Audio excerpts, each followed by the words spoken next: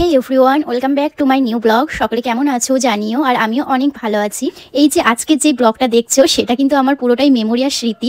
তো এই ভিডিওগুলো আমার কাছে রয়ে গেছে, আর ভিডিও তখন করেছিলাম বাট এডিট করা হয়নি, তাই আজকে তোমাদের সঙ্গে এই ভিডিওটা শেয়ার করছি। আশা করি ফুল ভিডিওটা তোমাদের ভালো লাগবে। তো সকলেই স্কিপ না করে ফুল ভিডিওটা দেখতে থাকো, সঙ্গে থেকো। সেদিন বাড়িতে এসেছিল বরমশাই, আর মা স্পেশালি বানিয়েছিল ডিমের পরোটা। এটা মায়ের হাতের এই এগ পরোটা আমাদের বাড়ির সকলেরই খুবই পছন্দের। তো বরমশাইকে স্পেশালি এটা সন্ধ্যের সময় বানিয়ে দিয়েছিল। আর এইদিকে বরমশাই অনেকগুলো চকলেটস এনেছে দিদির জন্য আর ভাইয়ের জন্য। তো আমি দিদিকে এখানে দিচ্ছিলাম, আর দিদি তো আমার দিকে কেয়ারই করছে না, তাকাচ্ছেই না, এত ফোনে বিজি। যাই হোক, ভালোবেসে দিচ্ছে। আর এইদিকে মহারানী কোনো কেয়ারই নেই। এইদিকে মা পরোটা বানাচ্ছিল, এখনো শেষ হয়নি। এইদিকে আমি বরমশাইকে দিয়ে চলে এসেছি, আর আমাদের জন্য স্পেশালি এখানে হচ্ছিল। আর মাকে বলেছিলাম একটু পোড়া পোড়া পরোটা করতে, কারণ পোড়া পোড়াটা খুবই আমার খেতে ভালো লাগে। তো মা ওটাই চেষ্টা করছিল, আর খুব সুন্দর বানায় এই এগ পরোটাটা। তো আমার স্পেশালি খুবই ভালো লাগে মায়ের হাতে এই এগ পরোটাটা। এইদিকে মা হয়তো খেয়াল করেনি আমি ভিডিও বানাচ্ছিলাম, পরে যখন মা দেখে তখন বলে যে আমি তো ঠিকঠাক করে রেডি হয়ে নেই, এখন ভিডিও বানাস না। তো মা এরকম বলছিল। আর এইদিকে আমাকে মা পরোটা দিয়ে দিয়েছে, তো আমি বরমশাইকে দিচ্ছিলাম। ও তো খাওয়া হয়ে গেছে, আর একবার বলছিলাম বাট ও খাচ্ছিল না। আর আমি এখন খেয়ে বলবো পরোটাটা কেমন হয়েছে। অলরেডি বাড়িতে পুরো মোহমোহ করছে পরোটার গন্ধতে। তো খেতে তো খুবই ভালো হয়েছে, আমি তো আগেই বুঝে গেছি অবশ্যই খুবই সুন্দর খেতে হয়েছে। আর এইদিকে আমরা ভিডিও বানিয়েছি, এই ভিডিওটা তোমরা ফেসবুক ইনস্টাগ্রামে দেখতেই পাবে। খুবই মজা হয়েছিল সেদিন, এত মজা হয়েছে। হুট করে ভিডিওটা আমার মাথায় এলো যে আমি এরকম ভাবে ভিডিও বানাবো, তো সেই মতে ভিডিওটা বানিয়েছিল। ভাইও বুঝতে পারছিল না যে কেমন কি ভিডিও বানাবো, আর ভাই তো খুবই সুন্দর ভিডিও বানায়। তো তোমরা সবাই দেখেছো ভাইয়ের ইনস্টাগ্রাম বা ফেসবুকে, ও খুব সুন্দর সুন্দর ভিডিও করে। যদি মনোযোগ দিয়ে করে তাহলে হয়তো ও কোনো একটা লেভেলে পৌঁছাতে পারে। আর এইদিকে মা রাতে খাওয়া দাওয়ার জন্য মাটন কষা করছিল, তার সঙ্গে বেগুন ভাজা, এগুলো তো ছিলই। তো মা সারাদিনই ব্যস্ত আর কি। তারপরে মা এখানে বসেছিল, আর দিদিও বসেছিল। তো ভাবলাম যে একটু ভিডিও করি। তো মা বুঝতে পারিনি যে আমি ভিডিও অন করেছি, আর দিদি তো কোনো সময় আসেনি। ও রিয়াকশনটা দেখো। আর মা যে এইদিকে চকলেট খাচ্ছিল, ভিডিওতে খুব মা ভালোবাসে আসতে। তো দিদি পছন্দ করে না, তবুও আমি ওকে জোর করি ভিডিওতে নিই। মা এখনো কনফিউজ আছে আমি ভিডিও বানাচ্ছি কি বানাচ্ছি না। তো মা দেখছিল আর আমাকে জিজ্ঞেস করছিল। এগুলোই দেখো আমার কাছে স্মৃতি, কারণ আমি গুজরাটে যাওয়ার পর যে কতটা মিস করব সেটা আমি জানি। তো এইগুলো হচ্ছে মেমোরি, আমার কাছে থেকে যাবে। আমি যখন গুজরাট চলে আসি, তারপরে যখন ফোনটা খুলি, এই মেমোরিগুলো দেখি, তখন বড্ড কান্না পাই। কি বলবো, তখন স্মৃতিগুলো প্রচুর মনে পড়ে যে না এই করেছি, এর মধ্যে কি করে এখানে চলে এলাম বা গেলাম, এরকম একটা ফিল হয়।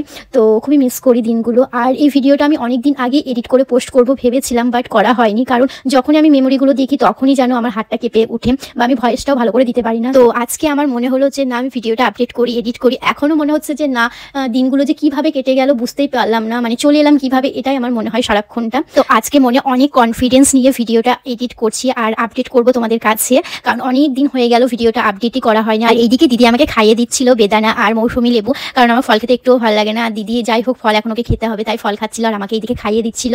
আর আমরা ছাদে একটু রোদ পোয়াচ্ছিলাম, কারণ অনেকটা ঠান্ডা ঠান্ডা পড়েছে কয়েকদিন ধরেই, কারণ কালী পুজো চলে যাওয়া, কার্তিক লড়াই চলে যাওয়ার পরে প্রচুর ঠান্ডা পড়েছে। আর ছাদে দেখো কি সুন্দর ফুল গাছ হয়েছে। এদিকে ফুল গাছগুলো দেখছিলাম, খুব ভালো লাগছিল। গাঁদা ফুলের গাছগুলো বিশেষ করে শীতের সময় হয়, আর শীতের সময় দেখতে খুবই ভালো লাগে। আর এই যে আমাদের চাঁদ মামা এখন উঠে পড়েছে, তো আমাদের এবার নিচে যেতে হবে, বেশ ঠান্ডা ঠান্ডা লাগছে। বিকেলের দিকের ওয়েদারটা ঠিক তোমার সকালের ওয়েদারটার মতন হয়ে যায়, একটু ঠান্ডা ঠান্ডা। সকালটা কিন্তু এরকমই মনে হয় ঠিক। তো এখানে আমি কয়েকটা ছবি ভিডিও তুলেছিলাম, সেগুলো তোমরা অবশ্যই দেখেছো হয়তো। এখানে মনে হচ্ছিল চাঁদটাকে আমি ধরে ফেলেছি, তো এরকম মনে হচ্ছিল, দেখো সেম ওরকমই মনে হচ্ছে। আর এই যে এই জায়গাটা কিন্তু দেখতে খুবই সুন্দর লাগে ছাদের উপর থেকে। তো আমি দিদিকে বলছিলাম যে আমাকে একটু ভিডিও করে দিত, ও ভিডিও করে দিচ্ছিল।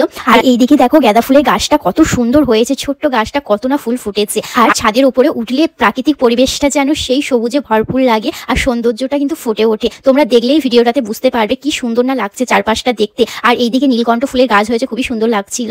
তো এইদিকে কিছু কিছু ভিডিও নিয়েছি যেগুলো তোমাদের সঙ্গে আমি শেয়ার করতে পারি। এই যে হচ্ছে মহারানী, ইনি তো আমার ভিডিওতে আসতেই চায় না, এর ভিডিওতে যে কি অ্যালার্জি আমি বুঝতে পারি না। আর এই যে হচ্ছে আমার ভাই মহারাজা, ইনি তো আর এক অ্যালার্জির মানুষ, ও তো ভিডিও করতেই চায় না। এখন একটু বলে বলে ফুটবলের ভিডিওগুলো আপডেট করে এবং ভিডিও এডিটও করে খুব সুন্দর। তো তোমরা যদি ভাইয়ের ইউটিউব চ্যানেল বা তোমরা ইনস্টাগ্রাম ফেসবুক দেখতে চাও, তাহলে অবশ্যই তোমরা দেখতে পাবে। অনিমেষ এরকম ফুটবলার কিছু আছে, তো ওখানে ও ভিডিও আপডেট করে। তোমরা একটু লাইক কমেন্ট শেয়ার করে দিও, ওরও ভালো লাগবে আর আমারও খুব ভালো লাগবে। তোমরা যদি এইভাবে পাশে থেকে সাপোর্ট করো তাহলে ভিউয়ার্স যাবে কোথায়। তাই হোক, এখন সন্ধে হয়ে গেছে আর আমরা রেডি হয়ে কোথায় ঘুরতে যাবো সেটাও তোমাদের সঙ্গে শেয়ার করছি।